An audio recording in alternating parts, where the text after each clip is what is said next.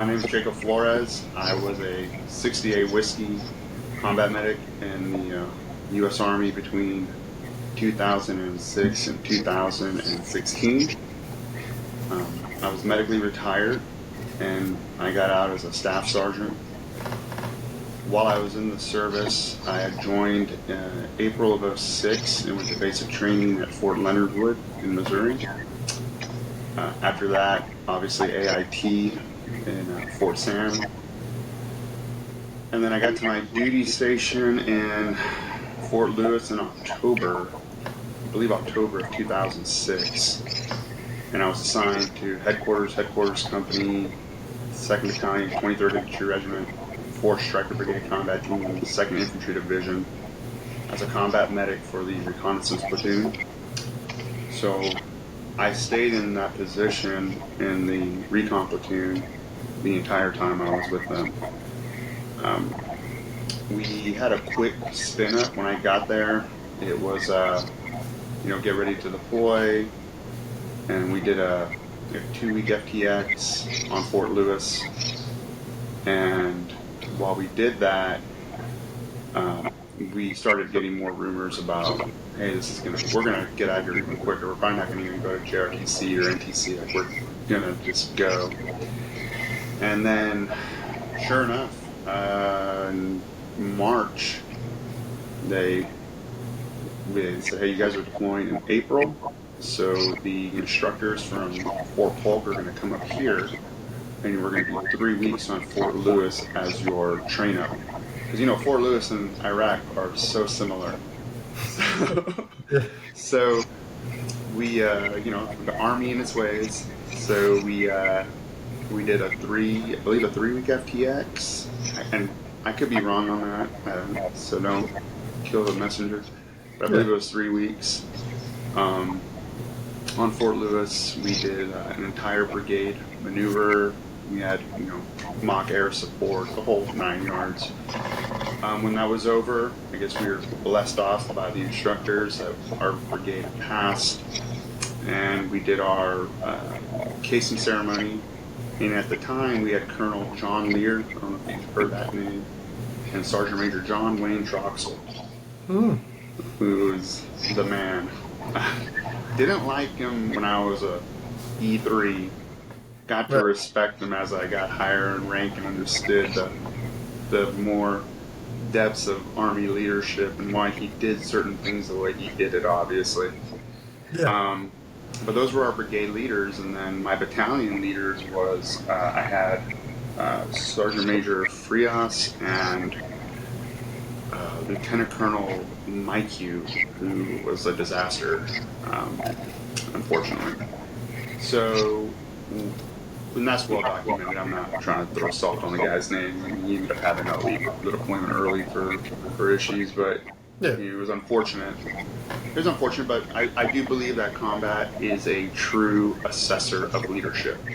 And you either make it or you don't. And unfortunately, leadership is thinned out, I think, properly in those situations, and he was replaced by somebody who was able to get the job done. And morale obviously went up, but that's for later in the story. So we deployed in April, I believe it was April 7th or April 6th. Yeah, it was like 1 year exactly after I joined the service that we deployed. Yeah. We deployed initially to Bob Falcon in Baghdad. And when we got to Kuwait, we had to do the anthrax vaccine, and we had to do the smallpox vaccine. And I ended up having some kind of reaction to a smallpox vaccine, and I had full body welts, and it was horrible. And they sent me back from Virginia to some other place in Kuwait. I can't remember. Burang, maybe? Mm-hmm. Yep. If that's not familiar? Yep. Okay, Burang. Yeah, because it was where Robin Williams did that famous thing where everybody turns around on him. It was like a month. Frosty or whatever the place. And yeah, it was like a month. I left there like a month before he showed up. But so they evac me there to the hospital, and when I was there, I got treated for whatever reaction I had to either smallpox or anthrax. But I definitely had one of those experimental drugs messed me up, and so I missed the initial like brigade move into Baghdad. Okay. And then when I got there a week later, so it wasn't like I missed much. Yeah. I just missed the left seat, right seat. So we were in Baghdad. We ended up taking over, I want to say it was for quarter cav, 1st ID. So 1-4 cav squad out of 1st Infantry Division. We ripped with them, I believe it was, I have a pretty good memory. We ripped with them, and we immediately had troops in contact, like, from what I remember, it was like from the start. I mean, it was just kind of probing us, seeing what we were, who we were. We were strikers, not Humvees. And what was the time period? Or what I'm sorry. This was April of 06, so it would have been like late April, early May 06. No, I'm sorry, 07. I apologize, 07. Okay. So yeah, so we ripped with them, and we were there. And I'm only telling you about this experience because it leads into the Bakuba experience. So we were there from late April, early May of 07 to September of 07. And in that time frame, we took over Blackfoot, which was an old Catholic school. And then we also took over Cop Aztec, which was, I don't know what it was, some kind of building. Yeah. E3s don't ask a lot of questions. You just go where you're told. Just go where I'm told, man. A lot of people had a hard time with that in the military. It's not hard. Forrest Gump taught me a lot. So, just go where you're told. So we did that. Our battalion ended up suffering 4 or 5 KIA in that time period. So 3 in BCO, yeah, 1 in ECO, I don't want to headquarters, yeah, so maybe 4 or 5 KIA, and probably the same amount wounded. It was pretty. We took over where that Al Sadr, the Sadr, remember them? Mm-hmm. The Mahdi Army. The Mahdi. The black pajamas with the green headbands, those knuckleheads, and they would. So we got into we got in a couple like ticks there, and I remember one of the missions that we had was to pull like a 48-hour OP, just be in the reconnaissance platoon, and it was like 130 degrees out, and we had like no water refill or nothing, and I ended up getting heat exhaustion pretty bad, and that's one of my more favorable memories because everybody was laughing because the medic ended up having me get an IV. And then we had a tick incident where one of my guys was sniped by the Juba, the sniper. He was making a bunch of YouTube videos around that time, and unfortunately, that was my first KIA of a mini in the reconnaissance platoon. And we ended up, I did what I could. Obviously, there wasn't much I could do. Evac him to Baghdad ER, and then at that point, it was still Colonel Mike Yu, and he showed up to the hospital, and then he had made the decision at that point that he wasn't going to do 48-hour OPs anymore because it was just too draining on us. And I mean, your awareness doesn't, everything goes down after 48 hours in the heat, and hopefully I'm not condensing that time frame too much. My memory's a little shoddy on some of those incidents because I just blocked them out so much. But after that, we mostly did cordon and searches, worked with the companies out of Blackhawk and Aztec, basically helping them with cordon and search, helping them to, building searches. We did cordon for like SAS one day, which was kind of cool. I don't know what they were doing, but we did it.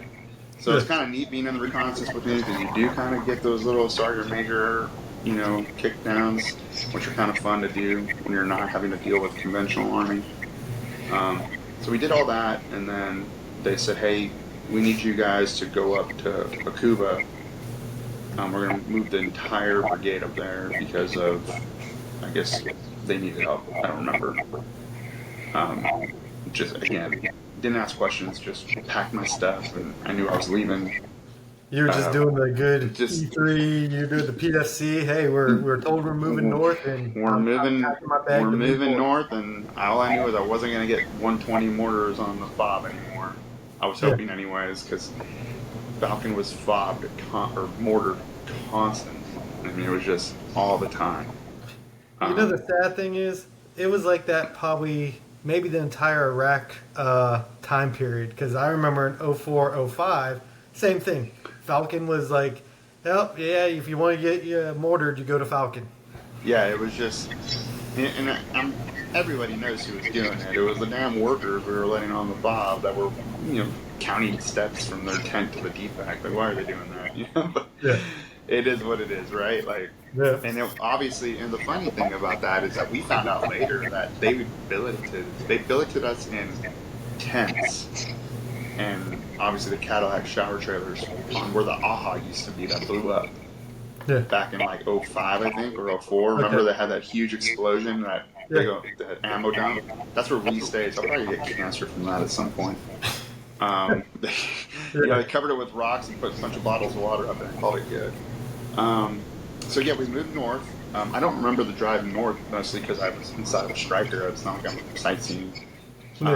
So we got to Taji, and then from Taji we went to Balad, and then from Balad, I do remember my first experience at Balad because there was a swimming pool, and I was like, go swimming in Iraq. I'm like, what is this? It was the wild. Stories of Balad. Yes. Yeah. I was like, this is stupid. You people have no idea. And then when we got to Balad, they were like, all right, we're going to push to Warhorse. So then we moved to Warhorse, and we were at Warhorse for like a day, maybe two. It was not long. And they're like, you guys got to go, 2nd Battalion, 23rd Infantry, you guys are going to go and take over for, I believe you said it was the 9th Cavalry Squadron. 6'9" Rista, but 6'9" reconnaissance cav that was up in Muqtadiya. Yep. So we shot up to El Muqtadiya, and that's when my deployment, I felt like really got pretty serious as far as we weren't getting mortared. I don't ever remember getting mortared up there. In fact, I remember thinking the fob was actually really nice. It was a nice battalion-sized fob with Ugandan guards who were more trigger-happy than anybody you'd ever meet on our side. But I do remember that is when we would get mass casualties from suicide bombings on the public, and we would get my battalion, my platoon in particular would see its darkest days up there. Because to paint the picture, read your record if you have to. You were, correct me if I'm wrong, but you were like the first and only base that was right there on the Iraq-Iran border. Like, Iran was not that far from where you guys were. Correct. And then we were an ongoing problem throughout that time period was the supply routes, the supply chains of what they, I don't know if anyone ever confirmed it, but the suspicion of equipment and foreign fighters through Iran, through where you were at, down the whole Diyala River Valley, into Bakuba, and then filter into the rest of Iraq. Yes. Yeah. All right. So we got there in September, and we did like we went with 6'9" because they had Bradleys and Humvees, and we did this big clearing of the city of Muqtadiya itself. I've got some video from that. Obviously we're a reconnaissance platoon, so we were not part of the house-to-house clearing. We would take a building, 4-story building. They had one 4-story building out there, we took the roof, stayed up there. We could hear the Bradley shooting, we could hear the infantry down there shooting, but we didn't engage in any of that because that wasn't our primary role. After we cleared Al Muqtadiya, they ripped home. It was their big event before they went home, and we took over completely. During that mission, infilling into that mission, one of the buffaloes, remember those big old, that hit an IED and got like flipped on its sides. We had a traffic jam for that, and then we also ripped a 6.9 out of Cobb K-Wall, and it was named after one of the guys that they had that died. And we would go there a lot too as a platoon, and we would run like missions out of there, like dismounted foot patrol, but mostly it was the deco guys were doing that while we would provide overwatch. Mm-hmm. They did do a complex attack on that cop at one point.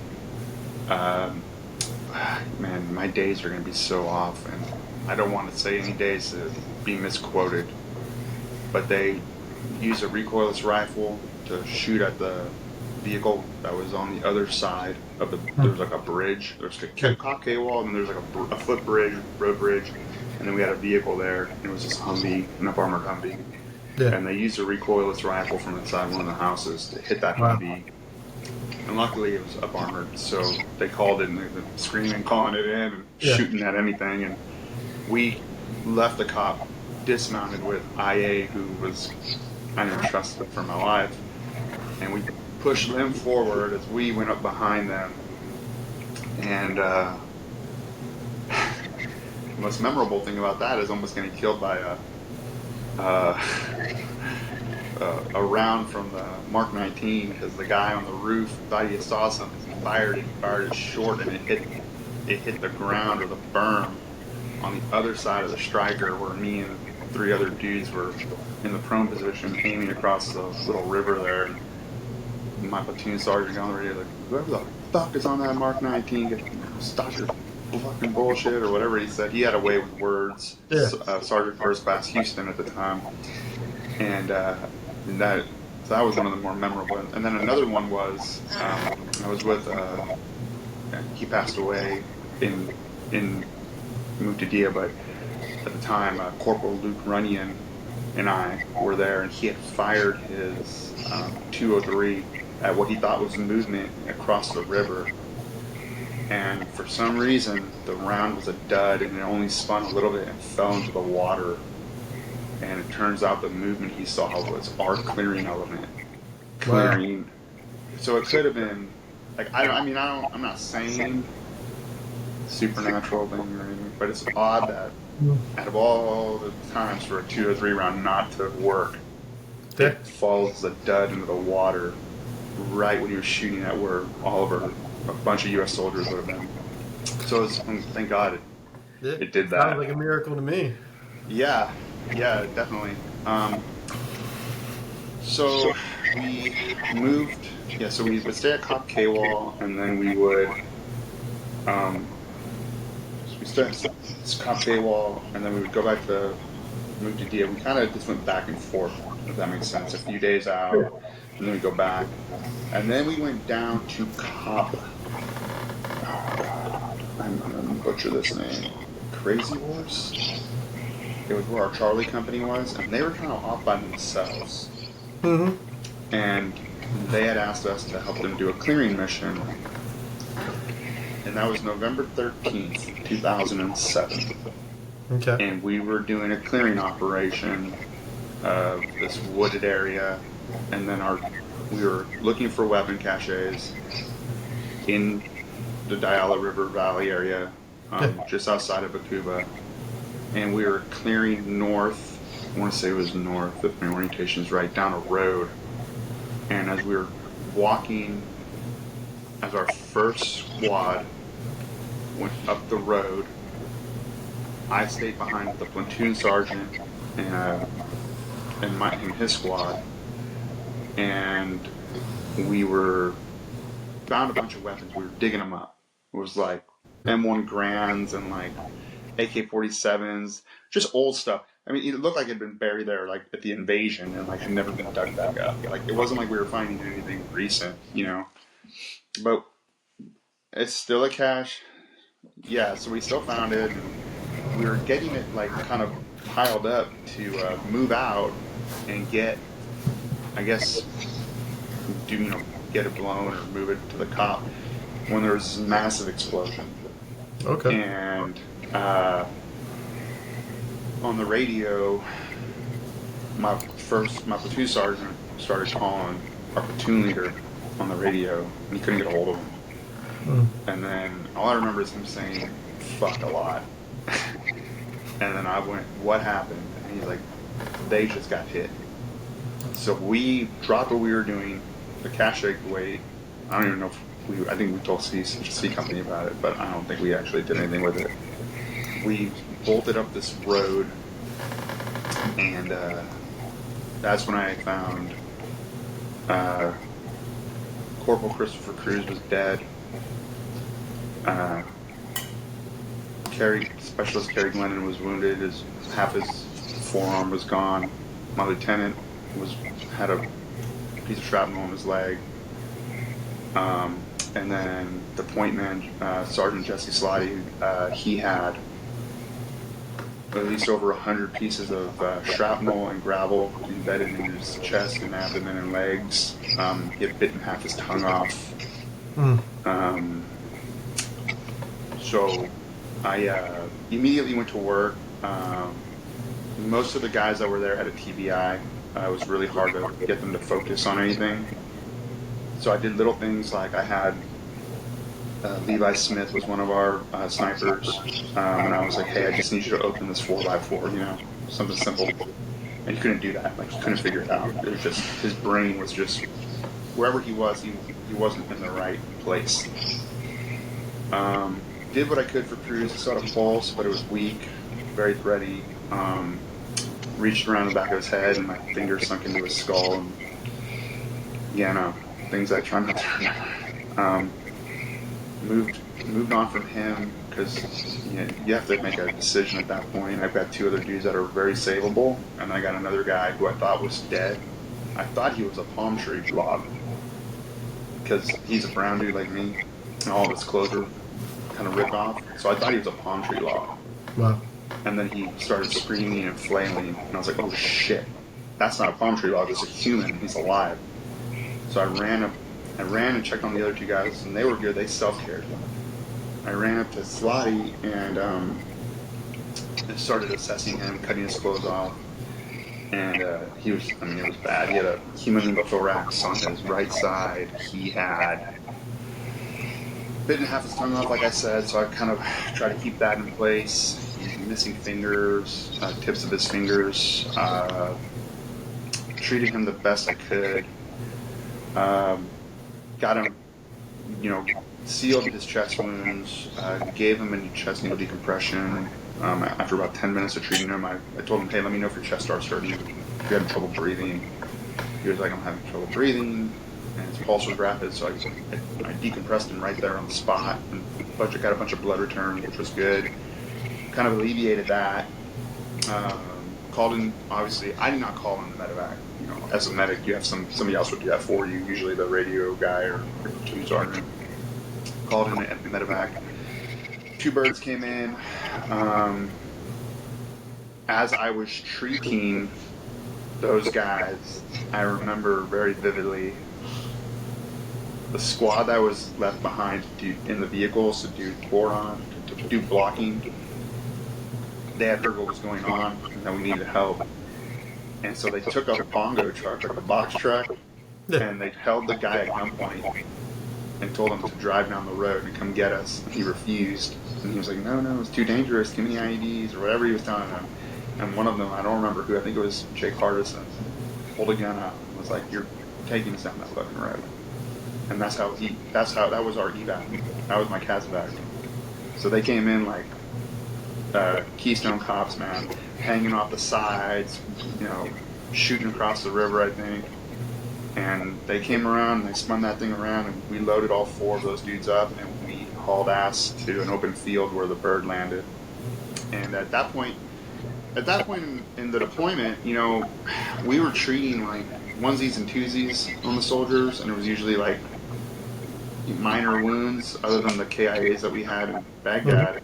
So I had like a leg bag with my narcs and like my chest seals and all that, and then I carried a two M49 pouches filled with like gauze and combat gauze and everything else like we need tourniquets, and I had used so much of it that I had to go back to the striker when I dropped those dudes off to get my aid bag because that's how much I had used. So the bird landed, and they normally don't take KIAs. It's not really their thing, at least at the time, from what I can remember. But I told the flight medic about Cruz, and I was like, look, he's dead. There's nothing I can do. He's got a tube in his throat. You can try to do what you want to do, but we can't take him. Like, I have nowhere to put him. Like, it would look bad if I put him back in the trucks. Can you take him? And he said, yeah. So they loaded him, and that's how we got him out.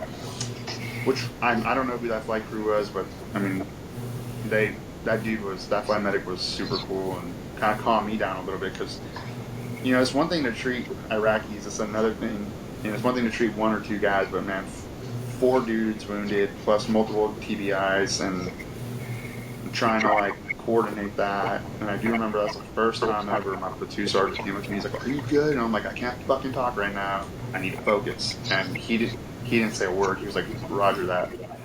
And it wasn't me trying to be disrespectful to him. It just was something that stands out in my memory that I really needed to. Because as we were loading them in the helicopter, C ship got hit by an IED on the same road, right where we had run by. Yeah. So we could have been killed on that IED, or seriously injured. So the trigger man was still across the river. These were all guided wired, you know. Yeah. So the trigger man was still across the river. And we had lost, C ship, I believe, lost Schmidt on that one, maybe. I can't remember. My brain is, I cannot remember. But my friend Ian Ralston, who ended up getting severely wounded the next deployment, he was the medic that treated those C ship guys. But I ended up treating some of them as well, because some of them had minor injuries that were walking wounded. So I ended up treating them, and I think I ended up, I've got the awards up there on the wall. 13 people that day, U.S. soldiers that day. Yeah, and I mean, after that, our platoon was pretty much devastated. We lost, reconnaissance platoon, we only had 20, 23 guys, and we were down to 18. We were below strength that we needed to be. So for the 2 weeks after that, they didn't really know what to do with us until we got replacements. So what they did was they had us do guard duty or roadblocks or just stupid stuff that we didn't want to do. But I think in that time frame, just prior to that, and somehow during that time frame, our platoon leader has started making friends with the SF group that was out there. Yeah. You can correct me if I'm wrong. I believe it was 19th group that was there. One of the National Guard. Yeah, I mean, they're different ODAs from 19th group, but yeah. But it was one of them, right? I remember it was National Guard guys. Yep, yeah. The Bakuba Saints, at least they operate at the gate, but yeah. Yeah, so they were there, and they somehow became friends with somebody in our platoon.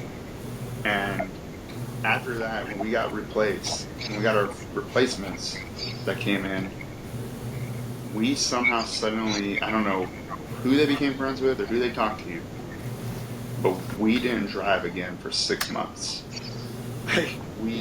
Everything we did was from a Black Hawk at night. Yeah. And it was, I would probably say it was one of the cooler experiences that I've had in the service. So we started doing all of that, whatever ODA group that was, whatever tier 1 mission that they couldn't do, they handed down to our platoon leader, or our battalion. So we would be a regular reconnaissance, dumb 11 Bravos, nothing special, but we'd end up having going in on Black Hawks with Kiowa, Overwatch, with a drone, with 2 F-16s, And it was like, man, you always felt safe. Like you're never going to lose the battle because you had everything, right?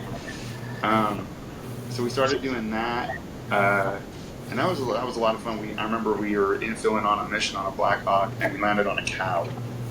And I was like halfway out the door when we landed, and the crew chief told the pilot, and I shot up like 20 feet as I was like hanging out the door to get off because I was trying to get out as quick as I could.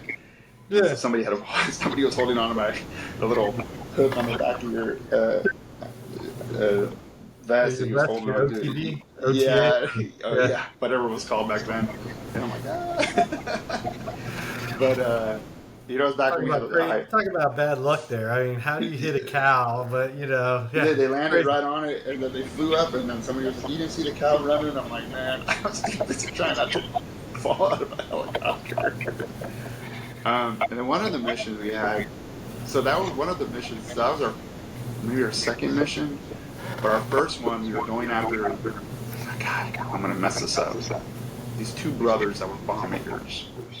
Okay. And we ended up flushing them out of their hide, and they were running down the street, and we couldn't catch. Like we just, we're in all this gear. We're trying to climb over walls, and the Black Hawk came in and started doing like this, like coming down like he was gonna land on top of them, and then coming up. Yeah. And they were kind of corralling them where they needed to go, and then we ended up catching them, arresting them, and taking them back.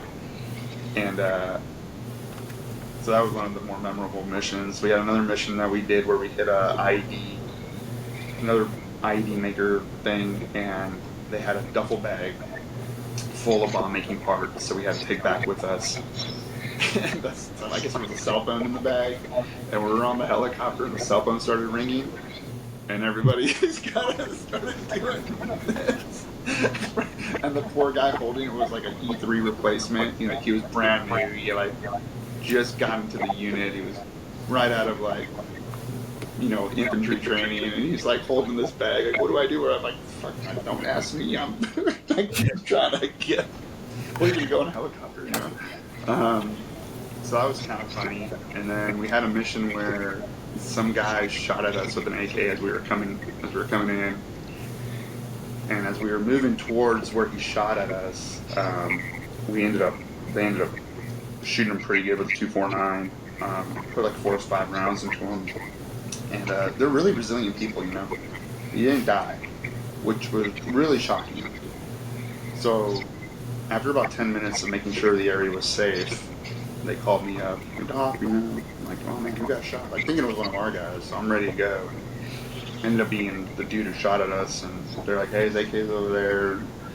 He's been laying here for about 10 minutes while we cleared the area. He's still alive, so, whatever you can do. And so I started treating him. He had multiple gunshot wounds. Went ahead and chest sealed him. He had 2 wounds to his arms. I couldn't do IVs in his arms. So what I did is I ended up doing a fast one to his sternum.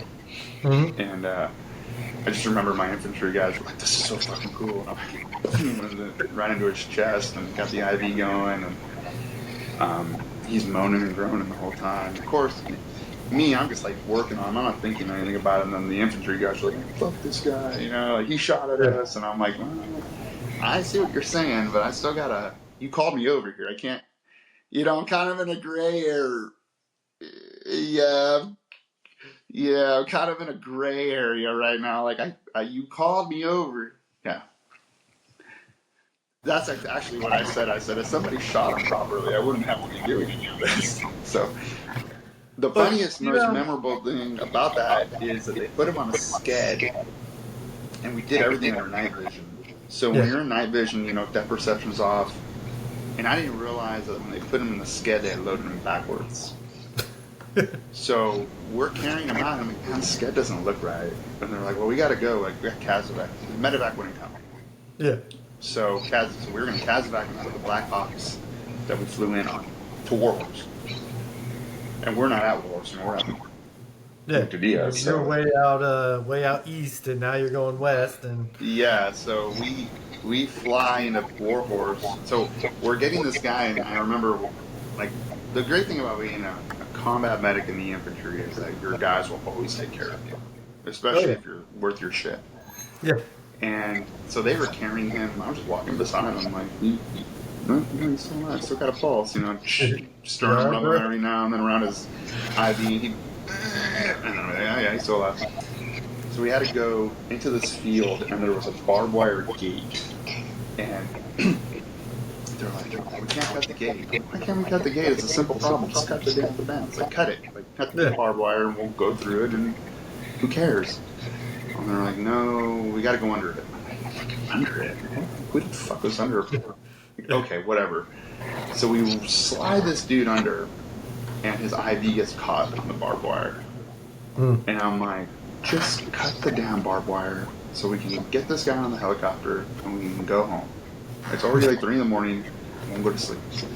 And I still remember Mitchell Cleveland was one of my infantrymen, and he goes, hey, Doc. I'm like, yeah. He goes, cut the IV. Like,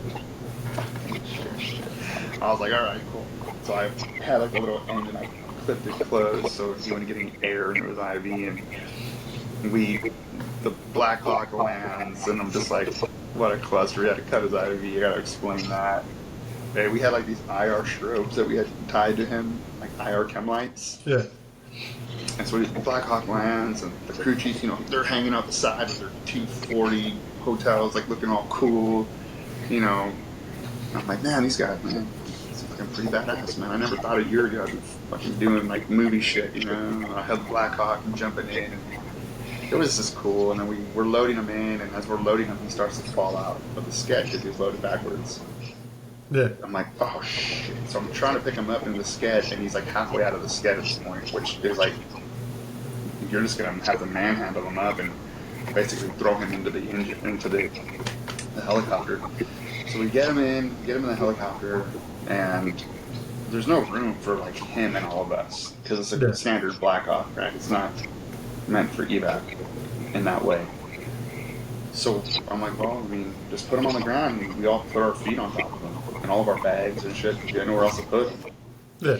And so we're sitting there, and I remember flying to drop him off at the FOB, and I'm communicating with the platoon sergeant.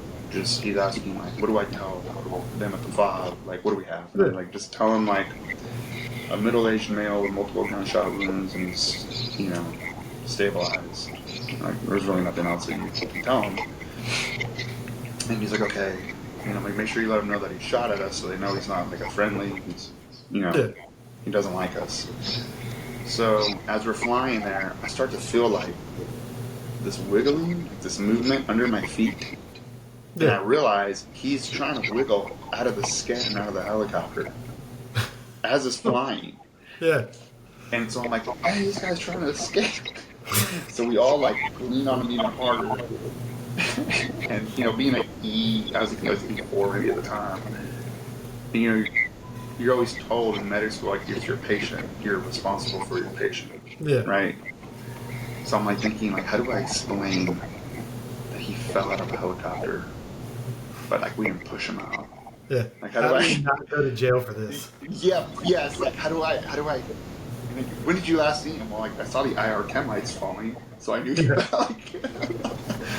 So it was like, oh shit, how do I explain this one? But luckily, we held him in place. We landed, and one of those learning experiences, being young, like, his hands were zip tied behind his back, not probably the way he should have been. So, like, when we loaded him from the helicopter onto the FLA, or what they call it, field loading ambulance, he popped his shoulder out of socket. So he was like, I'm like, I think we should. No, we're not going to zip tie him. Fuck him. Yeah. So we got him to the FOB, and I don't really recall what happened. I believe they sent him to the lot for further medical treatment. Because we sent 2 of our guys to be like his guard. And then we continued to do that. We ended up having a documentary guy come with us who's a former Green Beret, and he was filming like a documentary, so he had like a night vision camera, and we ended up having him come on a mission with us, and we ended up doing a lot of good while we were out there. I did not take part in the 11 battalion maneuver to clear the breadbasket.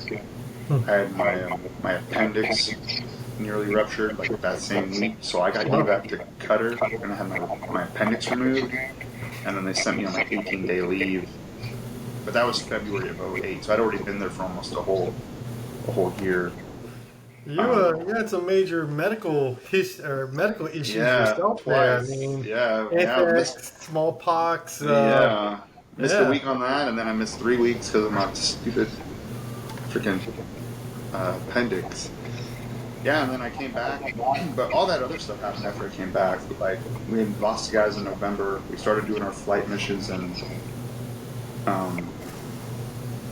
started doing the flying in November, end of November, early December, and then we did that all the way until March or April. Yeah, because like the last 3 weeks that we drove, we didn't fly anymore because we were ripping out. We were going to leave, and we drove. Yeah. We almost lost a guy doing that because we were back on the road and we weren't flying around at night. But during that time, when I was on my 18 days of block leave, well deserved by the way, because I had already been there for almost an entire year. I was one of the last ones to go on block leave. Yeah. We ended up having my platoon, the reconnaissance platoon, ended up suffering a catastrophic L-shaped ambush where we lost 2 more guys, and it was pretty devastating. It's devastating when you're the medic and you're not there, because you become so accustomed to them. Like, you kind of look at, I always joke like they're my kids. Like, you're like my dumb little kids, man. Like, I gotta take care of y'all. You're always doing something stupid, and so when you're not there, you feel like you failed. So when I got back, I was like really like even more depressed because I wasn't there for them. And they were telling me it's okay. Like, there was nothing I could have done, obviously, but you carry that burden of guilt with you. And nobody really understands that, I think, unless you're a medic in that situation. You're going to carry that guilt. Like, what could I have done better? Not that the guy that replaced me as a medic from our same battalion, same platoon, was any worse or better. He just happened to be the guy and he took the brunt of shit from them, too. Because like, Flores would have done it better, and I don't think I would have been able to do anything differently than he did. He did the best he could in a shitty situation. So after that, we had lost those 2 guys. Or one of them was like Corporal Runyon, who fired the 203 round. Yeah. So there's a really interesting backstory about him at Cop K-Wall. He had run into the 5th Corps Sergeant Major and the general that was in charge of that northern area, and he asked that Sergeant Major if it was worth re-enlisting. And the Sergeant Major and him had a long conversation about re-enlistment. And then when he re-enlisted, that Sergeant Major and that general came to his re-enlistment. Okay. And then when he died, they came to his service. Wow. And then I ended up running into him in Germany, on station in Germany, and told him who I was, and he gave me a coin and all this other stuff. But you could tell it affected him, because like, I saw his picture on my wall. I'm like, whoa. Yeah. Yeah, that must have been a very memorable conversation, and then, what happened after. But I'm trying to think of, like, it's like digging in my memory, like things I pushed back. We did have a mission where we went to the Iranian border, when we did do a mission out there. We landed, hit a house, took some prisoners, or they weren't called prisoners then. What were they called? Detainees. Yeah. Yeah. And the Black Hawk broke down, so we were stuck out there. And I remember they're like, Iran's right over there, so we gotta pay attention this way, and we gotta pay attention this way. And so we ended up doing 360 security, and we ended up having the British tornadoes, over us. Yeah. And we had an Air Force JTAC, and we had asked them, like, hey, can you have one of the tornadoes come down and just drop some flares? Just because we know when there's people there, like, we're being watched everywhere we go. Yeah. And he's like, no, I can't do that. We're not in combat. We're not troops in contact. Yeah. So I can't have them below. I'm not authorized to have them fly below 2,000 feet. And we're like, come on, man, just do it. Like, we know they're in the hills. Like, they're watching us. Just have them come down, drop some flares. They'll go home because they'll get scared. and we won't have to worry about anything the rest of the time we're out here. It was like they were initially saying it was a 6-hour wait. So 6 hours in the middle of the night on the Iranian border is not really where you want to be. Yeah. And this guy was like adamant. He's like, no, I'm not. I can't. I'll go to jail. I'll go to jail for that. And we're like, you know what? Fuck you, man. Maverick and Goose would have done it. That's why we need the Navy out here. Yeah. he got all pissed. But Yeah, that was you sound kind of lame, man. Cause super lame. And then, because I remember one of our guys was like, "What if I just yell contact right and fire a couple rounds?" And he's like, "No." So yeah, like a show of force. Basically, that's all we break wanted. The sound barrier was like almost like an SOP when you had them. It was like, just have them break the sound barrier. Yeah, because the A-10s would do it all the time. They'd come in super low and like they would spin and drop flares, and you're like, yeah, man, cool. We did have a mission again where we infilled at night, and we had guys moving from the wood line in on us, and we had to dropped a bomb on them from I believe it was an F-18. Dropped a bomb on them, maybe, could have been, but it was a danger close bomb. That was kind of a crazy experience. So I feel the ground shaking and. They come in so low and fast, and boom, and the ground shaking, and you're like, holy shit, this is crazy, man. So I had a pretty good, I pretty much got all of it in that deployment. Like, driving missions, the log pack missions, the flying missions, the unfortunate treating of soldiers who are your friends and your loved ones at that point, and then I got the wall, prove it, nobody come after me. There's no lies being told here. But our battalion, I would say that our battalion in that brigade, we suffered the most casualties, killed and wounded. We probably had the worst leadership going into that deployment that a battalion could have.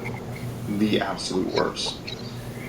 And our morale was garbage when we got there. And I would say 3 months into it, when he got replaced, and Colonel Mike, you got replaced with Colonel Steve, Major Steele, not from Black Hawk Down. He really started to turn us around, and then we ended up getting Lieutenant Colonel Landis, who ended up becoming a 2-star, I believe.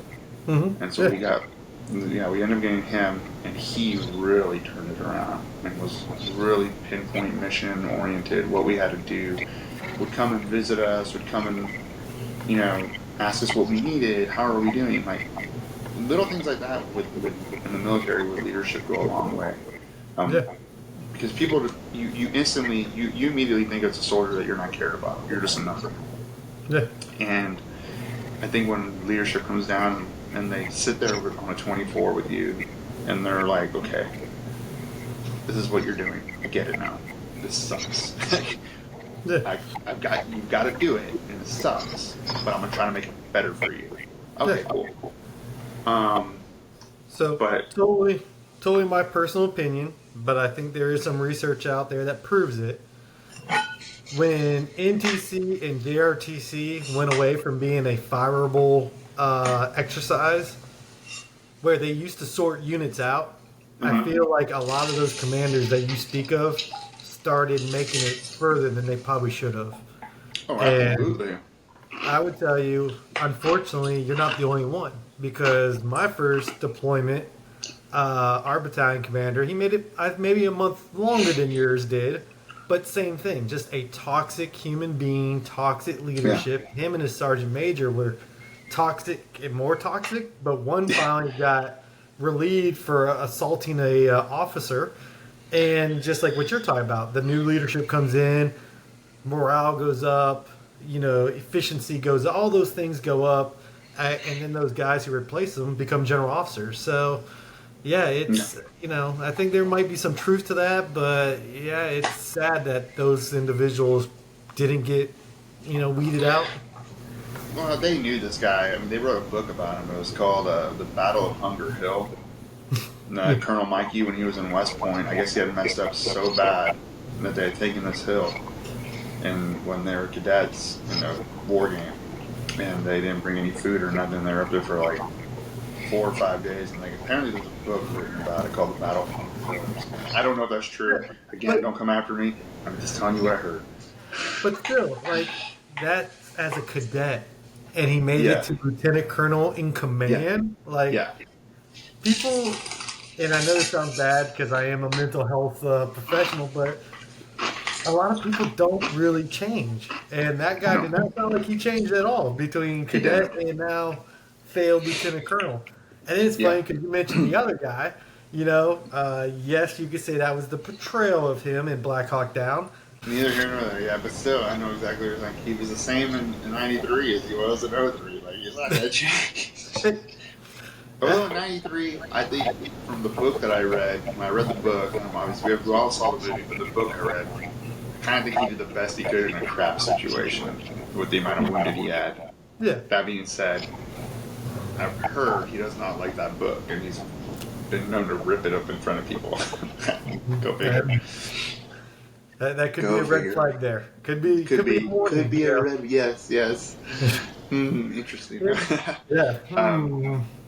But so, yeah, I mean that was 223's. That was our breadbasket experience, man. It was. I can't speak for A company. I can't speak for B or C company. I can only speak for our specific platoon and our company. But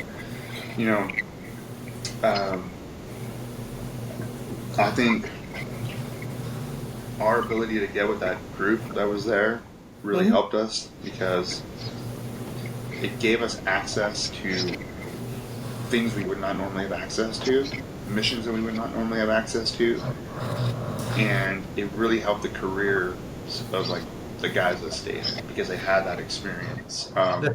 Our platoon, our new platoon leader, he ended up going on and doing really great things. All of the NCOs ended up going to higher level NCOs. I went from an E4 to an E6 in less than 2 years, just because of that experience and the write-ups and accommodations I got out of it.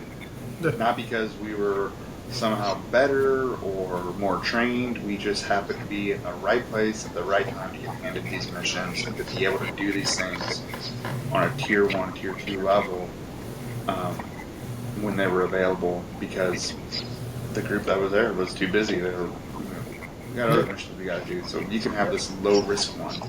And a low-risk mission for them is still a pretty good mission. Yeah. And to have that trust, to go and be able to do like the RPG-7 thing on the range and get 9 bangers and all that stuff. Like, not everybody gets to do that. So it was a good experience in that aspect. But it was a bad experience when you have 4 killed and 9 wounded. That's pretty bad for a platoon of less than 30. But we always managed to find a way to get the mission done. We always found a way to like incorporate the new guys and get what we needed done. Which was, I guess, the way the military runs. Since my deployment, so after we got back, the one thing I will say that failed,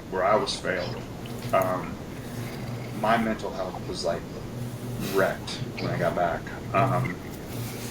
Just because the losing the guys, that trauma from that, the trauma from just being in combat zone for 16 months, you're constantly on a vigilant, like, hyper awareness, and like a lot of the World War II guys, and they were in combat but for like 3 months or 4 months, not taking away from what they did, but they'll tell you like they weren't there for 16 months continuously in combat, continuously having to look over their shoulder like we were.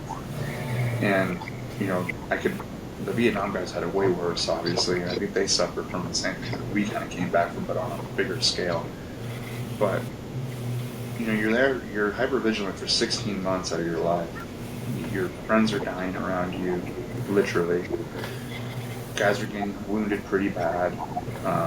They're losing chunks of their body, and then you come home as a medic, and they're like, you're having a normal reaction to an abnormal situation, you're good to go. And you're like, oh, okay, cool, I'm having a normal reaction to an abnormal situation, okay. And my mental health was fucking wrecked. Like, I can look back on it now and be like, God, man, was an asshole to a lot of people, and I ended up going after that. I re-enlisted while I was in country for nursing school. I went to Mike 6 school, which is an LDN program through the Army, and I did that. And then they were like, hey, we're going to station you in Germany. Well, again, my mental health had not been checked and had not been dealt with properly. I wasn't going to see a counselor. And I got to Germany, and the first thing I did was start treating guys that were 12 hours from being blown up. Yeah. So it was like just seeing the same thing for another 2 years straight. With no outlet. And the only outlet I had was to talk to my girlfriend, who became my fiance at the time, now my wife currently. For 15 years we've been together, and she was my outlet. She was the only person I could talk to, because she was in Baghdad at the same time I was. We just in different units, didn't know each other at the time. Yeah. And so that was the only person I could talk to. Nobody else could understand what I was going through. Not to bring up hard feelings or bring up bad feelings, but at that time period, it wasn't okay to get help. It was not. And that's one thing that was one thing that I told. So when I finally, you have to understand, I went through 16 months of that, 2 years of seeing people just mangled and blown up, going to the ICU to work and seeing dudes with no arms, no legs, with no penis. I'm just thinking, God, man, I could have been one of my guys. And then I'm taking care of it. And then my best friend at the time, Specialist Ian Ralston, on the unit's second deployment to Iraq. They're the unit that closed down combat operations, the last ones across the border south. Mm-hmm. He got blown up in that deployment, and I had to treat him. Wow. In Germany, I was wiping his butt and suctioning his spit. And this was a guy I had lunch with all the time, that I would go drinking with, did PT with. This was my good friend, who I was literally talking to a week before this happened. Yeah. So I had nobody, just my wife to talk to. The Army didn't care. Just wake up and come do your job. And I kind of wish mental health would have been a little bit, I think it would have helped me along the way a little bit better, because I know that I've been, you come back and it's hard to understand what you're going through, and why you're having mood swings. So since I've been back, it took me 2014 to go see a counselor, and when I finally did, it was on the Navy base here in Fort Worth at GRB. Because I was still active duty. I was on recruiting duty at that point. Okay. For medical recruiting. Yeah. Yep. So recruiting doctors and nurses. Yeah. So 5th Recruiting Battalion, 5th MRC, medical recruiting company. Nice plug there. Yeah, super cool guys. Didn't have to do all the 12 grade Alpha 12s or whatever they are. Didn't have to deal with high schoolers. All college-educated adults, thank God. Much easier to recruit, believe it or not. Hey, actually, this is a great plug, because you are, I shouldn't say mind-numbing, but a lot of people don't understand that there are medical recruiters. So, hey, for future medical people that want to join the Army, there you go. Yeah, did that. Was recruiting doctors, nurses, dentists, and then obviously the ancillary, regular old medical officers, or, people that aren't EM and medical in particular, but they need to do logistics and things like that. So we have 70 alphas, I believe is what they're called, or 71 alphas. Yep. So did that, and then since I was active duty, I was treated at JRB Fort Worth and saw a counselor, and the counselor was the first one who really said, have you ever been diagnosed with PTSD? And I was like, no, I don't have PTSD. What are you talking about? I don't have PTSD. Don't say that too loud, man. What's wrong with you? I'm trying to make you 7. What are you doing? And he's like, no. You can say it now. He's like, it's okay. And then that's when I really started to understand everything that was going through my brain at the time. I'm like, oh. So that was after, and then I ended up getting medically retired from the Army for flat feet of all things. Even though I've been in the Army for 11 years. Yeah. So they medically retired me, and I went through that process. And once I got medically retired, went to paramedic school, and then went to the fire academy, and now I'm a full-time firefighter here in the Dallas-Fort Worth Metroplex. So Well, that's thank what you I'm for doing. your continued service. Thank you. Yeah. So there's always a light at the end of the tunnel, and I think as long as you have the right family support, you'll be fine. You should be good. No, you'll be Should fine. be. But Talk to, yeah, you still gotta seek mental help. But well, mental health, and then and I don't know if you've ever heard of any of this studies or research, but you mentioned Iraq to Germany, right? yeah, Nowadays with modern technology, people can be literally from combat zone to the free world, if not back all the way to the United States, and let's just say for giggles, 24 hours. yeah, I agree. Where, Yeah. like the World War II vets, they all had to take a boat. So when they were on the boat, they were, at the time, there wasn't really mental health and therapy. But now when you look at it, they were doing therapy. They were doing group therapy sessions. They were sitting there talking. They were decompressing. And yes, the military has to do better for future wars that, you can't take people straight from combat, throw them back at their home station and think it's all going to work out. Where Yeah. you got to remove the stigmas. You got to remove the, bars or the access, and get counselors and encourage people to talk. It's not weakness. It doesn't affect your career and, do better. Yeah, I agree. I'm trying to think of any more good stories for you when we were in Bakuba. But I think like everybody else, it just mostly involved clearing missions and targeted strikes on buildings. I didn't get to participate in that big maneuver thing with Second Cavalry Regiment or anything like that. Although I heard it went really well. But I didn't participate in that, but I did participate in every other aspect of being there from September of 07 through basically June of 08. Yeah. I was there, yeah. Well, as I told you before we got started, I really appreciate getting a different perspective, a different story. So getting that the Eastern Front story, the time period, really appreciate it. If you remember something else or stuff comes up and you want to chat, we can always do a second session. But the way I kind of wrap these things up is I just turn the floor over to you of, any last words of wisdom, regrets, whatever. But, I just turn the floor over to you and say, how do you want to close this out? Okay. I would close it out from the perspective of a medic, because that's how I have to look at it, especially a line medic. So my perspective is as long as you're on the job and you know what you're doing, and you treat your guys no matter what, even if you know somebody isn't going to have a very low percentage of survival, if you do your best to treat them, you know your job, you know how to do it, the guys will look up to you and they will do anything for you. And you will really earn that title of doc. And that is the key to success as a line medic, because from that point on, you're pretty much untouchable. I'll just say that.